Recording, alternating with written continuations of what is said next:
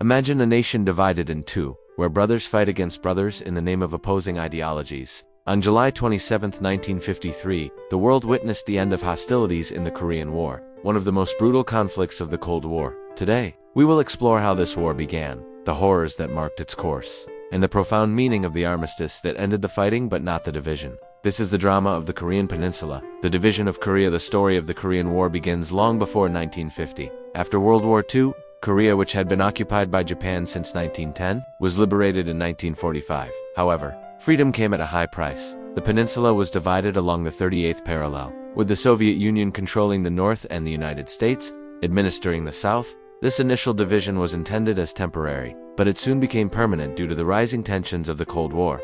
In the north, under Soviet influence, North Korea emerged, led by Kim Il-sung with a centralized communist regime. In the south, supported by the United States, South Korea emerged, with a capitalist and pro-Western government. The 38th parallel, originally established as an arbitrary line of military occupation, the 38th parallel became a political border that separated families and cultures. Kim Il-sung, the North Korean leader, was seen as a national hero by many, but also as a ruthless dictator who shaped the country in his own image. The North Korean invasion in June 25, 1950. North Korea launched a surprise invasion of South Korea, officially starting the Korean War. North Korean forces, well equipped and trained by the Soviet Union and China, advanced rapidly, capturing Seoul within days. The attack took the world by surprise, but quickly mobilized an international response. Under the banner of the United Nations, led by the United States, a multinational coalition was formed to defend South Korea. This was one of the first major conflicts of the Cold War, symbolizing the struggle between capitalism and communism. The international response. More than 20 countries sent troops or logistical support to defend South Korea, including Canada, Australia, and Turkey. MacArthur and the counterattack. American General Douglas MacArthur led a daring campaign, known as the Incheon Landings, that turned the tide in favor of South Korean and UN forces. The escalation of the conflict. After the initial success of the UN forces, the war took an unpredictable turn. South Korean and allied troops advanced deep into North Korean territory, reaching the border with China. This prompted the direct entry of China, which sent hundreds of thousands of troops to support the regime in Pyongyang.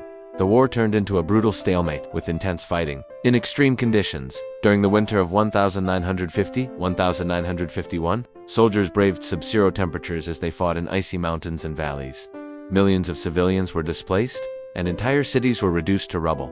The Battle of Lake Changjin, one of the bloodiest battles of the war, occurred in the winter of 1950, where Chinese and American troops fought in temperatures of -40 degrees Celsius. Impact on civilians. An estimated 3 million people died during the war, including 2 million civilians. The stalemate and the search for peace, despite technological and military advances. Neither side achieved a decisive victory. The conflict stalemated, with UN forces and communist bloc forces locked in a deadly confrontation. We are now ready to explore the diplomatic efforts that led to the armistice and the creation of the Demilitarized Zone (DMZ) negotiations, and the Panmunjom armistice. After years of brutal fighting and millions of lives lost, the warring parties began to realize that a military solution was impossible. In Panmunjom, a small town on the border between the Koreas, negotiations began that would culminate in the 1953 armistice. In this article, we explore the background to these talks, the challenges faced, and the impact of the ceasefire. The peace talks. The negotiations began in July 1951, but were marked by bitter disputes over issues such as the exchange of prisoners of war and the location of the future border. Both sides were reluctant to make concessions, and fighting continued even during the discussions. One of the most controversial points was the fate of the prisoners of war. Many South Koreans and Americans who were captured chose not to return to their home countries, preferring to remain in North Korea or China. This created additional tensions in the negotiations. Panmunjom, the village where the negotiations took place, became a symbol of the Korean division and is still used today for diplomatic meetings between the two Koreas. Prisons of war. Reports of torture and abuse in prison camps on both sides further tarnished the legacy of the conflict. Signing of the armistice. On July 27, 1953, after 2 years of arduous negotiations, the Panmunjom armistice was signed. It officially established a ceasefire, creating the Demilitarized Zone (DMZ) along the 38th parallel. However, the armistice was not a peace treaty, and technically, the two Koreas are still at war. The DMZ has become one of the most heavily fortified areas in the world, with electrified fences, landmines, and observation posts. Despite this, it has also become a haven for wildlife, with rare species thriving within it. The DMZ, at 250 kilometers long and 4 kilometers wide, The DMZ is patrolled by soldiers from both sides, but is also home to pristine ecosystems. Global symbolism. The signing of the armistice was seen as a temporary triumph of diplomacy, but also as a reminder of Cold War tensions, human and political consequences. Although the armistice ended hostilities, its consequences were profound. Millions of families remained separated by the DMZ, unable to communicate or meet. South Korea's economy was devastated, while the North Korean regime consolidated its authoritarian control.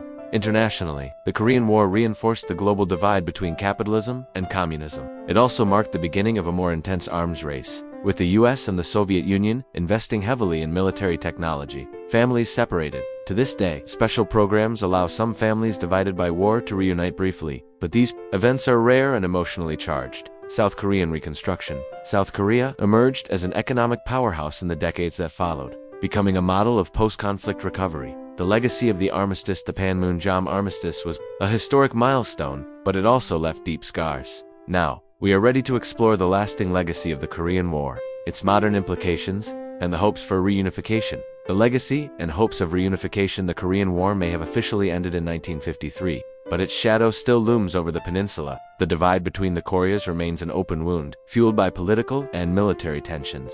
In this piece, we will explore the challenges and hopes of reunification, as well as the global role of South and North Korea in the 21st century. Continuing tensions. Despite the armistice, the two Koreas have never made peace. Frequent incidents such as military attacks and verbal provocations have kept the region on constant alert. North Korea has developed a controversial nuclear program, raising global security concerns. In contrast, South Korea has emerged as a prosperous and technologically advanced democracy, excelling in areas such as technology, pop culture, and the automotive industry. Its transformation is often cited as one of the greatest examples of post-war economic growth. North Korean nuclear program. North Korea has conducted several nuclear tests, defying international sanctions and increasing regional tensions. Korean wave. South Korean culture, including K-pop, dramas, and movies, has taken the country by storm, promoting a positive image. Hopes for reunification. Over the decades, there have been occasional attempts at inter-Korean dialogue. In 2000, South Korean President Kim Dae-jung implemented the Sunshine Policy, seeking peaceful engagement with the North. More recently, President Moon Jae-in and North Korean leader Kim Jong-un have held historic meetings, but the practical results have been limited. Reunification is a shared dream for many Koreans, but it faces formidable obstacles, including ideological, economic, and cultural differences. Furthermore, the financial cost of integrating the two economies would be astronomical. Family reunions. Reunion programs for families separated by war remain a humanitarian priority, but are thwarted by political constraints.